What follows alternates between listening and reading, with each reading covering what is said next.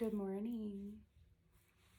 So it's Sunday morning, and I have been doing some reflecting this morning on a few things.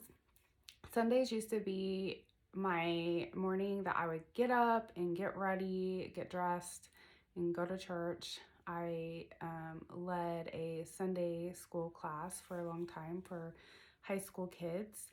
And then I helped in the nursery. I did women's groups. I spoke at different things. I went on conferences. I mean, I was super involved in the church. And the last church I went to, I was at for 12 years. And they had beautiful people in it. And some of my, very closest friends were there. And I always look forward to seeing them. And, it was a beautiful time in my life. And then in 2016, I had my spiritual awakening, which is odd to say that as I was going to church, I had awakening. But I think a lot of people have probably experienced this, and I'm not the only one. So it is interesting to be in a place where I'm up on Sunday mornings. Like, I love to get up early. Like, I was up at my body just naturally wakes up at 5 now because it's just what I do. But I'm always up by 5:36 and try to get some meditation in. And then Sundays are just really sacred. Like, I still use Sundays to give thanks and to meditate and send out prayers, if you want to call it that, and connect with the divine energy of love, with God, with my spirit guides, with other light workers. Even though I am not around them personally, I still feel the presence of other people that are acknowledging their light and walking in it. And so I have had a couple of things happen that I wanted to talk about. One is, before I really got on my healing journey, something would happen and I would just get really triggered, and I would hold on to that trigger for quite a while and reminisce over it and think about it. And then I ended up always beating myself up for these things. Like, I always sensed that there was something wrong with me, or I would return anger and blame to somebody I felt hurt by. And it just became this constant, I don't know, basically it was shame, just shame controlling my life. Like, I felt like I had to protect myself, but at the same time, I wanted to have good relationships, and I wanted to feel good, and I wanted to make other people feel good. Like, I hate when I know I've caused harm to somebody, or I've caused them to feel hurt.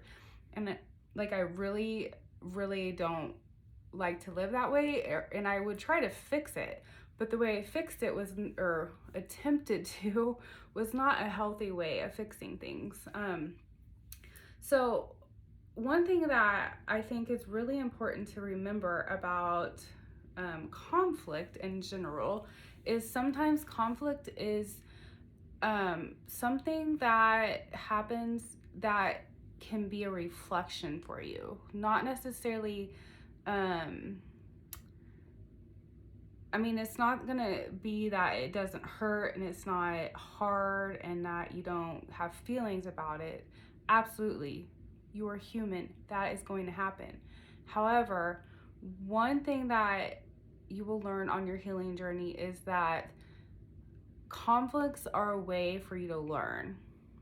They're not necessarily people purposely trying to hurt you, purposely causing you pain. Now, I understand that there are situations in life where that could seem very possible. So, myself, I come from very deep roots of trauma, sexual abuse, mental abuse, physical abuse, emotional, like all of that is in my background. I spent most of my life in fear. And, I even was raped when I was 17. I've had people hurt me. I've had a lot of people hurt me. I've had friends betray me. I've been fired from jobs. I have had a lot of life experiences that hurt really bad. And in an unhealed mind and body, what we usually do is we internalize that and we try to push those feelings down to make them go away. But the way you heal is by allowing yourself to feel. And we are not taught this in society. We're kind of the pull your bootstraps up and keep going, and you're stronger than this, let it go, be happy. And yes, yeah, do all that. But you're gonna always be faking it till you make it, until you actually dig in and figure out what is happening and allow yourself to feel and be upset about situations. There's a reason to be upset. I have reasons even now to be upset about the abuse I went through as a child. I have reasons to be upset that my dad passed away from cancer. I have reasons to be upset that I was fired 5 days before that. I have reasons. However, had I not allowed myself to actually feel or continue, like if something comes up, a trigger, and I feel it and I'm like, where is that coming from? I have to let myself sit in that moment and allow that feeling to surface so that I can release it. When you hold on to emotions and feelings, it gets stuck inside your body. And so one way that I have learned to do that is through meditating, is to allow these things to come up, feel them in the moment, cry. Like half the time when I'm meditating, I end up bawling because something comes out and I physically feel it, and then I can release it. And that's the hard thing about being quiet. That's why our mind does not want to let our body be, or our ego doesn't want our mind and body to be quiet, because it knows it's gonna hurt to go those places. But the healing is in the hurt. The healing's in the pain of that. In order to move forward, you have to sit in the pain. And that is one of the hardest things. However, we make it hard. It's not. We make it hard. So I will give you an example. Last night, I've been on this healing journey for quite a while. I have been working on losing weight. I've lost about 90 pounds in the last year and a half. And I was very overweight. I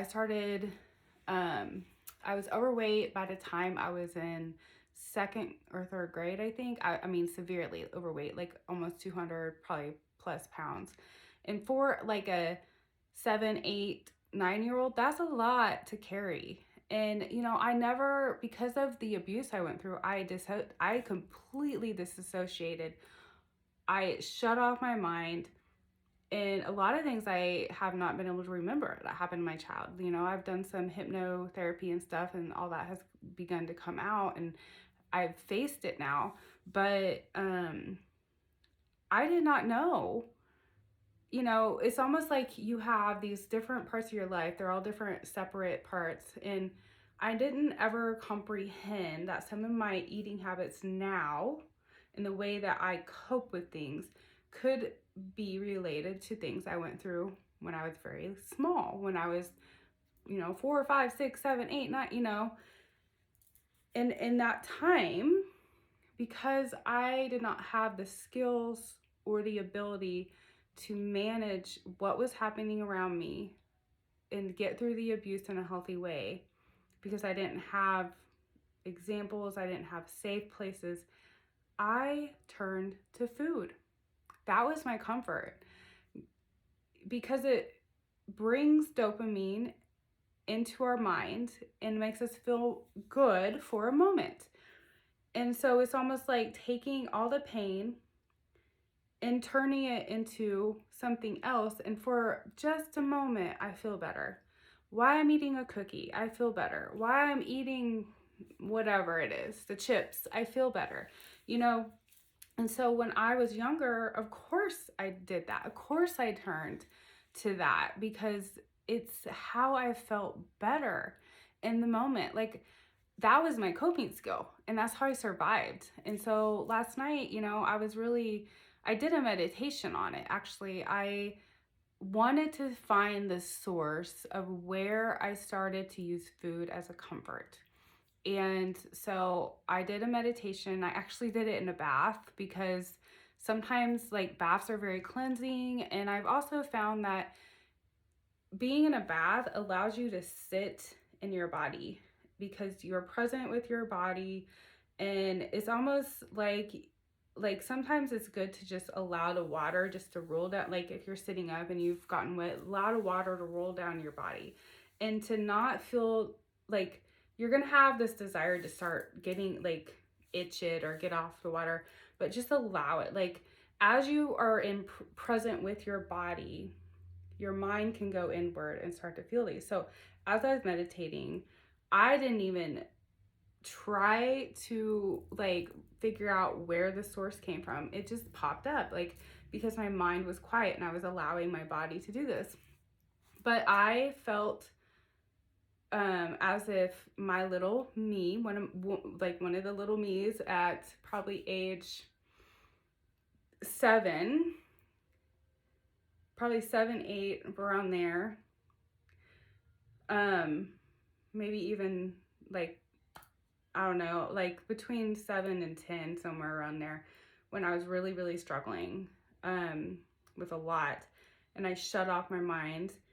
I sensed that little girl pop up in my mind and understood why she turned to food to comfort. She was being sexually abused. She was terrified of doing anything wrong because she would get hurt. She would get beat up. She would get thrown across the room. She would, get called names, be told she's stupid. She's not worth anything. She's never going to be anything in her life. Like, she felt so much pain. Like, it makes me sad to think about this little girl, like the little me, that felt so much fear that she had to find something to comfort herself in that moment. Like, how scary for a little kid to have nothing to grasp onto except for food. And so in that moment, I had this understanding of where all this pain came from and why that has become a battle for me throughout my life. And I was able to love her and tell her it's okay and that I'm here now. Adult me is here. I am strong. And I thanked her for doing what she needed to do to get through that. She survived. She is a freaking survivor. I am a freaking survivor. I made it through all that. And here I am surviving and striving and living my life. And so sometimes when we let ourselves go into those deep states where we find the source of our pain, that is when we can let it go. Because it's not necessarily about me in this moment and what I am struggling with this moment. It was me back then that's still holding on to part of me now, trying to protect that so that nobody else can hurt me. But I'm an adult now.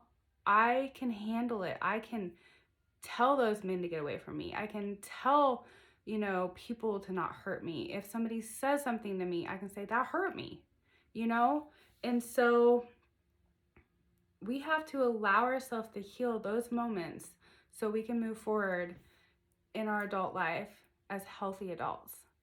And so getting quiet, meditation, allowing your body to feel these things is important. And it's just your mind telling you it's hard. Because once you feel it, once you sense it, once you get to that source and you let that pain come out, you release it and it's gone. It may come back up, but it's not going to hurt as bad. And each time it comes back up, it's not going to hurt as bad. You just got to let it happen. Okay? That was something I wanted to share with you. And if you need help figuring out how to do meditations like that or to get to that point, please let me know. I would be more than happy to help you. Okay, I wish you the best day. Namaste.